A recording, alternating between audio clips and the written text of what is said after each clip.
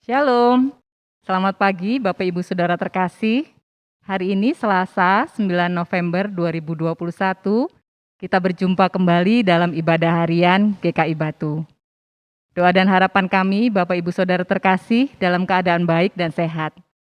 Mari Bapak Ibu kita mengawali ibadah kita pagi hari ini dengan memuji Tuhan dari PKJ 255, Firman-Mu ku pegang selalu.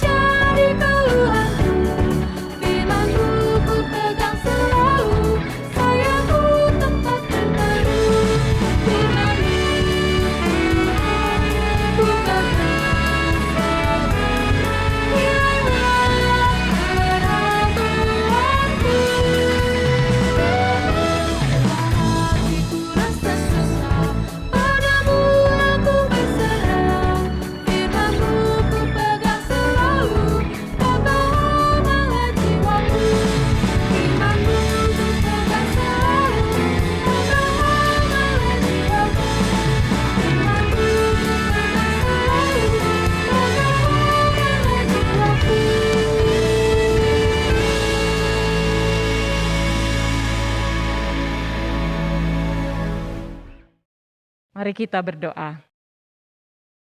Bapa kami di dalam surga, selamat pagi Tuhan Yesus.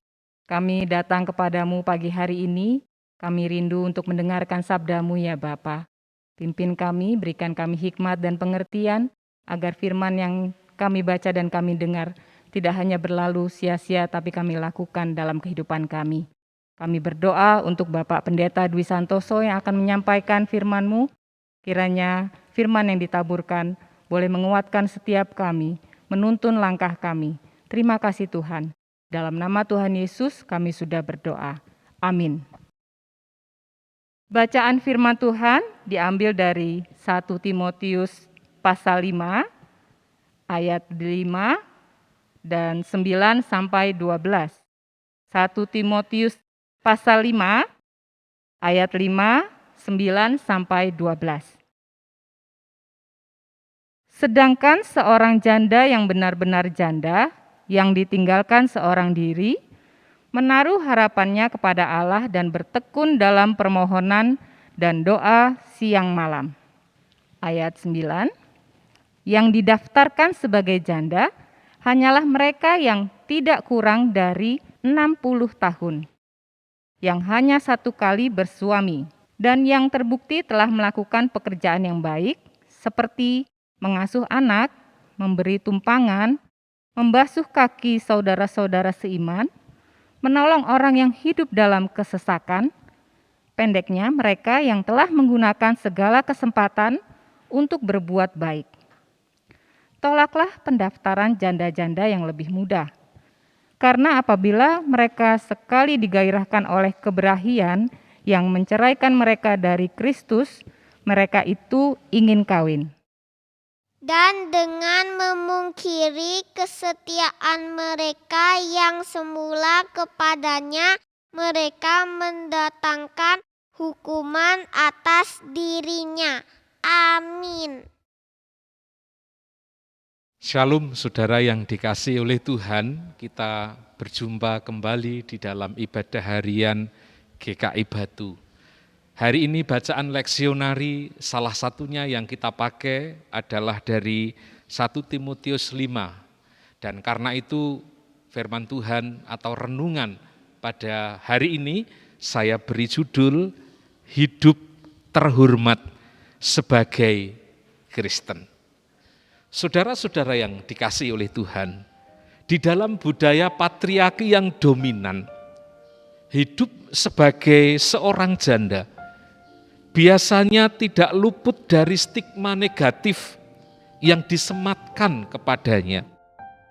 Mulai dari kehidupan ekonominya, penampilan dirinya, pergaulannya, hingga kehidupan kerohaniannya tak luput dari sorotan banyak orang. Saudara-saudara, sebetulnya di dalam Alkitab banyak kisah tentang kehidupan para janda yang menjadi teladan di dalam pelayanan. Kita ingat seorang yang bernama Rut, bagaimana dia setia terhadap mertuanya. Kita ingat seorang janda di Sarfat, bagaimana pelayanannya terhadap abdi Allah. Kita ingat yang baru-baru ini di dalam bacaan Injil yang menjadi salah satu bacaan dalam khotbah minggu kemarin adalah kehidupan seorang janda miskin yang di zaman Tuhan Yesus itu dipakai untuk memberikan pengajaran karena si janda itu memberikan persembahan dari seluruh nafkah yang ia punyai. Maka dari bacaan 1 Timotius pasal 5 hari ini kita akan belajar bagaimana nasihat Rasul Paulus tentang hidup terhormat sebagai Kristen, sebagai orang percaya. Yang pertama, saudara, sebagai umat Tuhan kita dinasihati untuk terus bertekun di dalam doa. Itu dinasihatkan Rasul di dalam ayatnya yang kelima. 1 Timotius 5 ayat 5 di sana dikatakan, sedangkan seorang janda yang benar-benar janda, yang ditinggalkan seorang diri, menaruh harapannya kepada Allah dan bertekun dalam permohonan dan doa siang malam. Kita tahu bahwa sebetulnya nasihat untuk berdoa bukan saja ditujukan kepada para janda. Bukankah kita semuanya sebetulnya kita juga dinasihati dan diminta untuk bertekun di dalam doa. Tetapi ketika Paulus di dalam konteks ini memberikan nasihat khusus kepada para janda agar mereka itu bertekun di dalam doa, tentu tidak lepas dari stigma negatif, dari perlakuan diskriminatif. Orang-orang yang sudah hidup sendiri itu, golongan yang termarginalkan sebagai kaum yang lemah itu, memerlukan upaya yang lebih besar bagi mereka untuk tetap bertahan hidup, berjuang, menyambung masa depan. Sebagai kaum yang lemah, para janda itu sebetulnya mereka harus banyak ditolong dan disokong oleh perhimpunan, oleh persekutuan, oleh orang-orang percaya sesama umat Tuhan. Dan itu yang diatur di dalam Ulangan 24 ayatnya yang ke-17. Karena itu perkumpulan gereja harus melindungi. Kita sebagai gereja harus mengayomi. Kita harus memelihara keberadaan mereka dengan menyokong kehidupan mereka. Maka jika sesamanya yang dipercaya dipanggil oleh Tuhan itu untuk menyokong kehidupan para janda itu menjadi ape, mereka tidak melakukan hal itu. Padahal orang-orang itu seharusnya memainkan peran untuk menjadi penolong bagi para janda ini. Jika mereka abe, tidak peduli, tidak melakukan, maka satu-satunya harapan para janda itu, dan tentu juga orang-orang lemah, kaum termarginalkan, semuanya, mereka hanya dapat mengandalkan kepada Tuhan. Sehingga kehidupan doa menjadi suatu keharusan yang dipraktekkan, menjadi gaya hidup bukan sebagai sesuatu sampiran yang hanya dipakai jika dibutuhkan, bukan, tetapi perilaku berdoa, kebergantungan hidup kepada Tuhan itulah yang dijelaskan dan dinasehatkan Rasul Paulus kepada jemaat yang ada di Efesus melalui Timotius, terutama bagi para janda, agar mereka tekun berdoa. Dan saya rasa nasihat itu sesuai dengan apa yang dikatakan Rasul Paulus. 1 Tesalonika 5 ayat 17. Tetaplah berdoa. Saudara, di masa kecil kehidupan Tuhan Yesus, Allah juga memakai kehidupan seorang janda yang sudah tua. Kalau kita membaca di dalam Lukas pasal 2 ayat 37, maka di sana kita menemukan seorang janda yang sudah tua yang bernama Hana. Hana menghabiskan hidupnya sebagai pendoa di bait Allah. Ia mengabdikan sisa hidupnya untuk bersyafaat bagi kebaikan. Di sisa hidupnya itu ia bukan meminta-minta belas kasihan untuk dirinya. Sebaliknya ia memberkati umat Israel dengan doa-doanya. Bahkan ia juga dipakai Tuhan untuk meneguhkan iman percaya orang Yahudi yang menanti-nantikan Mesias saat itu. Bagaimana kesaksian Hana saat itu tentang Yesus yang masih dalam keadaan kanak-kanak. Hana menjadi pemberita kabar baik tentang Mesias, Yesus yang dinantikan itu, sekalipun dalam keadaan kanak-kanak dan orang belum mengalami dan melihat pelayanannya. Artinya kalau begitu saudara-saudara, kehidupan Hana juga menjadi pembuka jalan bagi karya pelayanan Yesus di dalam menggelar kerajaan Allah.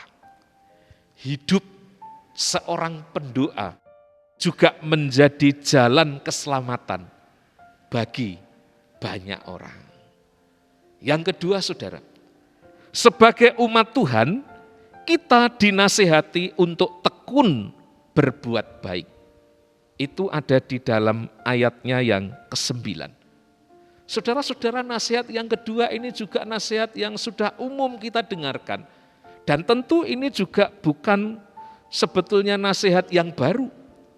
Tetapi ketika nasihat ini diberikan secara khusus kepada mereka yang hidup sendiri, kepada para janda, tentu Rasul Paulus memiliki maksud khusus. Saudara, sebetulnya kita memahami dan mengerti bahwa sebagai umat Tuhan, berbuat baik itu adalah panggilan, adalah kewajiban kita mengucap syukur atas segala anugerah yang diberikan Tuhan kepada kita.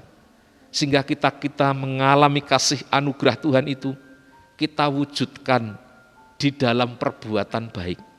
Kita melakukan perbuatan baik yang dilandasi kasih itu untuk meresponi kasih dan perbuatan baik Tuhan.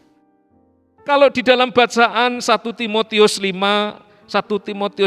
ayatnya yang ke-9 ini, Rasul Paulus menekankan agar itu dilakukan oleh para janda.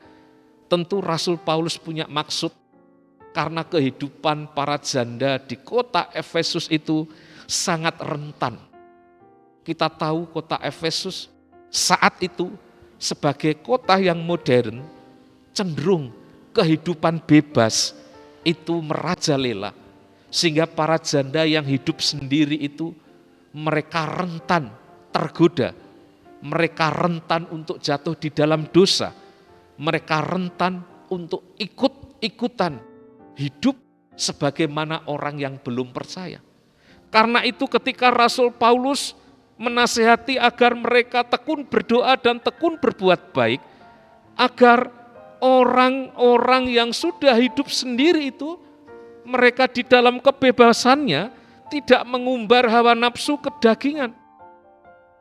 Para janda yang hidup sendiri tidak bersuami itu rentan terhadap godaan itu. Karena itu mereka perlu menjaganya kehidupan mereka di dalam kekudusan. Mereka dipanggil yang sudah hidup sendiri itu untuk sudah selesai dengan dirinya sendiri. Sudah beres dengan pengendalian hawa nafsu kedagingan, sehingga mereka bisa menjadi teladan. Tuntutan keteladanan itulah yang mendasari Paulus di dalam nasihatnya kepada jemaat di Efesus, agar para istri yang sudah hidup sendiri itu mendarma baktikan, mempersembahkan hidupnya sebagai ibu jemaat yang merawat dan melayani sesama anggota jemaat dengan berbuat baik. Artinya, kehidupan di dalam kesendirian itu bukan berarti suatu kebebasan untuk melakukan segala sesuatu. Sebaliknya, justru harus menggunakan kemerdekaannya itu untuk berbuat kasih, mendatangkan kebaikan bagi banyak orang. Saudaraku, jika secara khusus 1 Timotius 5 ini, Rasul Paulus menaruh perhatian khusus kepada para janda, itu artinya hidup para janda itu memiliki tempat tersendiri di dalam pelayanan Paulus. Dan hendaknya apa yang diteladankan Paulus ini menginspirasi kita sebagai gereja di dalam pelayanan kita kepada orang-orang yang lemah, orang-orang yang termarginalkan, termasuk para janda, supaya persekutuan gereja itu menjadi penyokong, menjadi penolong, pengayom, pemelihara, dan merawat mereka, memperhatikan dengan kasih, melayani mereka di dalam ketekunan berdoa bagi mereka, dan juga perbuatan baik kepada mereka, supaya gereja hari ini juga melakukan peran-peran penggembalaan itu dengan baik. Saudara, tentu bukan berarti kita mengabaikan pelayanan yang lain, karena tuntutan untuk menjadi tekun berdoa dan tekun berbuat baik juga menjadi tuntutan bagi kita semuanya. Kalau begitu, jika ada pertanyaan kepada kita berdasarkan perikop ini, bagaimana kita sebagai Kristen menjaga kehormatan hidup kita sebagai umat percaya? Maka jawabannya salah satunya adalah dengan kita bertekun di dalam doa dan berbuat baik kepada sesama. Kiranya kedua hal itu yang menggerakkan hidup kita, menjadi orang-orang yang mampu berbuat baik, menyaksikan di dalam hidup kita, sehingga orang lain yang melihat, mereka menjadi kagum bahwa melalui hidup kita, kasih kemurahan Allah, kebaikan itu terpancar, dan itu memicu mereka untuk mengagumi dan memuliakan nama Tuhan. Mari saya mengajak saudara sekalian menjadi orang-orang yang tekun berdoa dan mewujudkan doa itu di dalam karya layanan baik kita masing-masing, di tengah keluarga, gereja, masyarakat, dan kepada semua orang yang kita jumpai. Tuhan memberkati kita, kita berdoa. Tuhan, terima kasih untuk segala firman yang Tuhan percayakan kepada kami. Kami tahu bahwa berdoa bukan hanya sebatas tindakan ritual yang kami lakukan sebagai sebuah kegiatan yang rutinitas, tetapi berdoa mencerminkan spiritualitas kami. Bagaimana kami dipanggil, kami menjadi manusia pendoa, supaya di dalam doa-doa kami bukan hanya memikirkan dan mendoakan diri kami sendiri, tetapi juga orang-orang lain yang ada di sekitar kami. Terima kasih Tuhan untuk firman-Mu yang mengingatkan kami, supaya di tengah-tengah dunia mungkin miskin orang berdoa, kami diingatkan untuk kami tetap menjadi manusia pendoa, menghidupi iman kami di hadapan Tuhan, supaya kami pun boleh melakukan apa yang kami doakan itu, mewujud nyatakan di dalam perbuatan baik sebagai wujud kasih kami kepada sesama. Karena itu kami berdoa, Tuhan yang memampukan kami. Hari ini secara khusus kami berdoa untuk para korban bencana banjir bandang yang ada di Bulukerto, Kota Batu. Tuhan tolong, baik pemulihan, baik korban yang terdampak, semuanya mendapatkan pertolongan yang baik. Kami berdoa juga untuk pemerintah, supaya mereka dapat mengayomi, memelihara kehidupan masyarakat, terutama berkaitan dengan alam di tengah-tengah cuaca iklim, memasuki bulan-bulan musim basah, musim hujan ini. Tuhan berikan kewaspadaan kepada setiap kami. Tuhan mendengarkan setiap umat-Mu yang ikut bergabung di dalam ibadah online ini. Tuhan memberkati kehidupan mereka masing-masing. Kami menyerahkan kehidupan kami sepanjang hari ini di dalam berkat dan pertolongan Tuhan. Saudara-saudara, arahkanlah hatimu kepada Tuhan dan terimalah berkat-Nya. Damai sejahtera Allah yang melampaui segala akal akan memelihara hati dan pikiranmu di dalam Kristus Yesus. Damai sejahtera yang mengalir dari Allah Bapa, Putra, dan Roh Kudus menyertai kehidupanmu sekarang dan selamanya. Amin. Tuhan memberkati, salam sehat, shalom.